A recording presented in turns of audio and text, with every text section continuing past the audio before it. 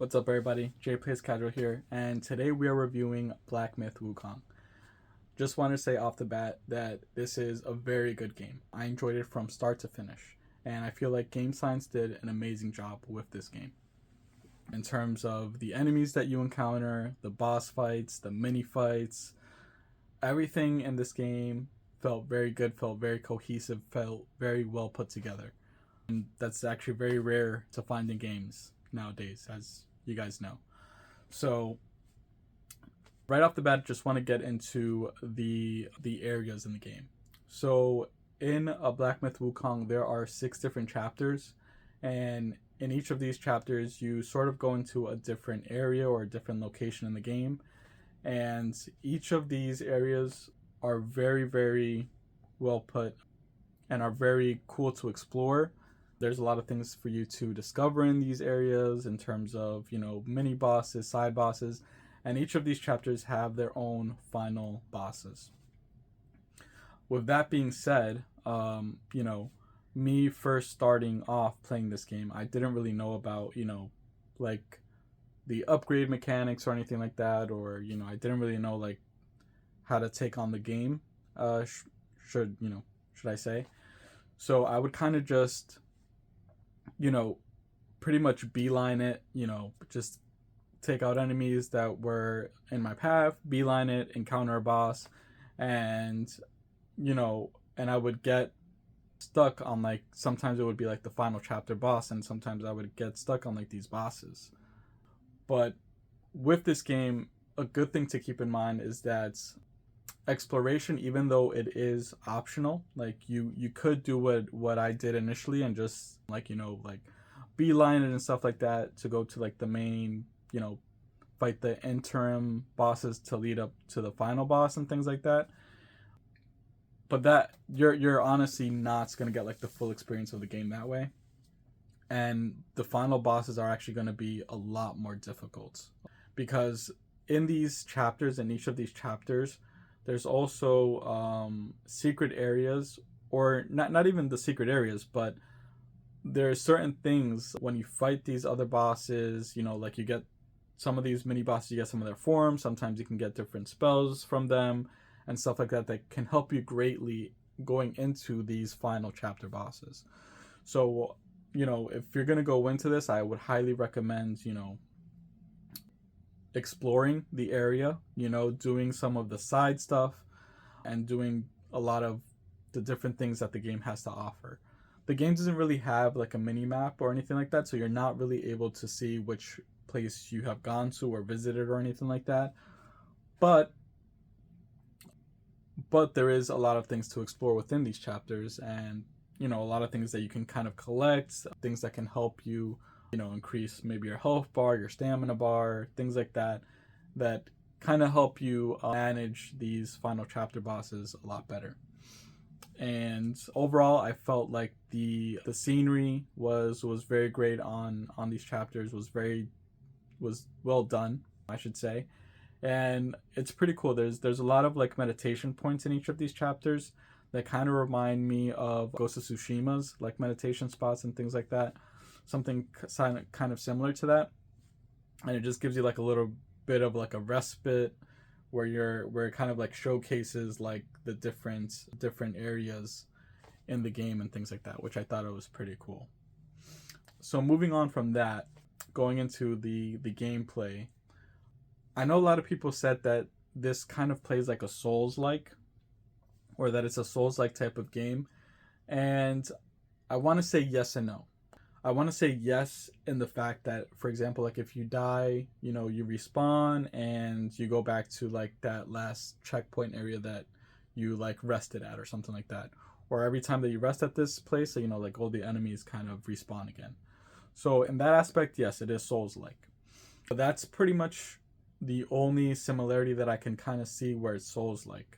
Because other than that, I felt like the combat and the gameplay style, for me at least, it felt more like God of War. It felt more like, fighting like these, these kind of enemies. Some of them were kind of like, were very tanky, especially like some of the bosses were very tanky. But for the most part, the like the lesser Yao Guais, or the lesser enemies, I should say, they're pretty manageable. There's nothing too difficult about them. As well as some of the mini bosses. Some of the mini bosses I didn't really have much trouble with. It was it was definitely like the final chapter bosses that I've had like more difficulty on. And so whenever I noticed that I was like getting stuck on these bosses for a little bit, I went back and kind of explored more of the area to see if there was anything else that I was missing that would help me with that fight. And sure enough, you would find something that would kind of help you with that. And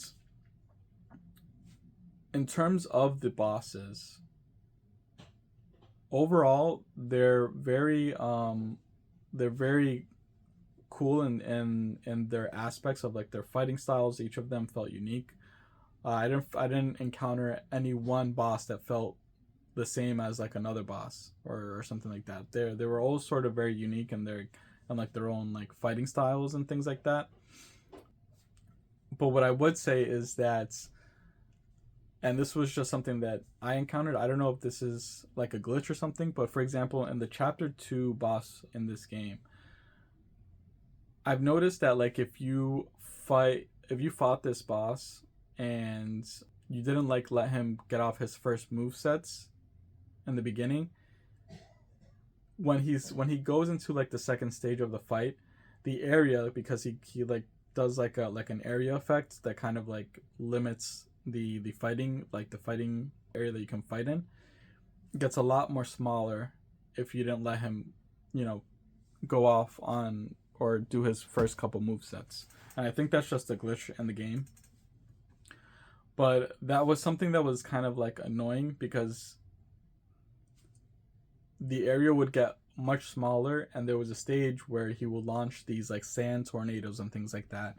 And if you got caught up in one of these tornadoes, he was also still able to combat you, and or like still able and pretty much sometimes like completely just take you out of the fight, with one combo, which is pretty annoying.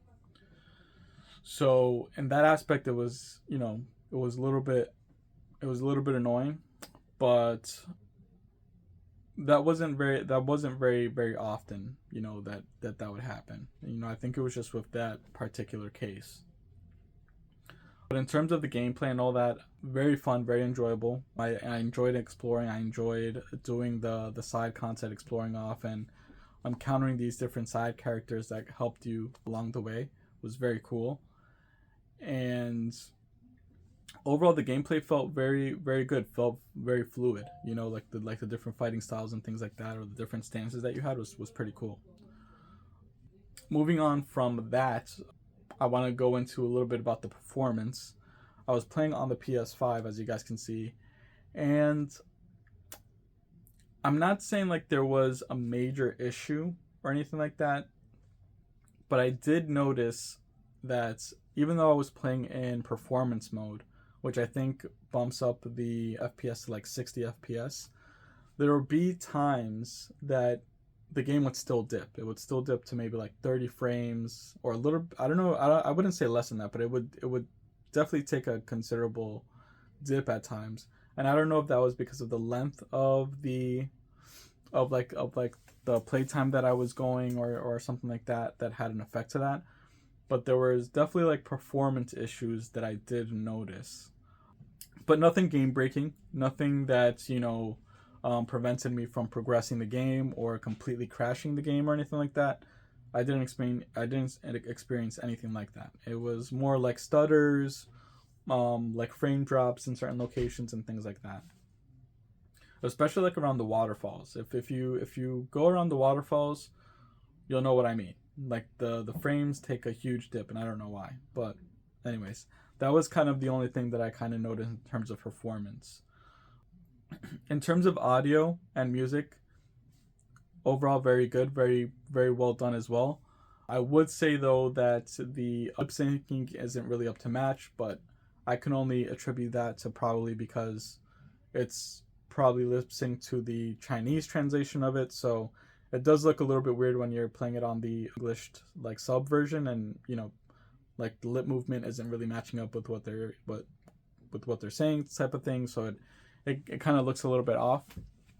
But overall, it's nothing like crazy, distracting or takes you out of like the gameplay or anything like that. So with that being said, I can confidently say that Black Myth Wukong was a very good game. I would definitely recommend to play it. If I were to give it like a numbered score, I would probably give it maybe like an 8.5 out of 10. It's not like a masterpiece for me or anything like that. It's nothing like mind-blowing, but it is a very good game. It is very enjoyable. I did enjoy the experience start to finish, and I think that you guys would too. So that is pretty much it. That is my review for Black Myth Wukong, and I hope you guys enjoyed. If you do decide to pick it up, peace.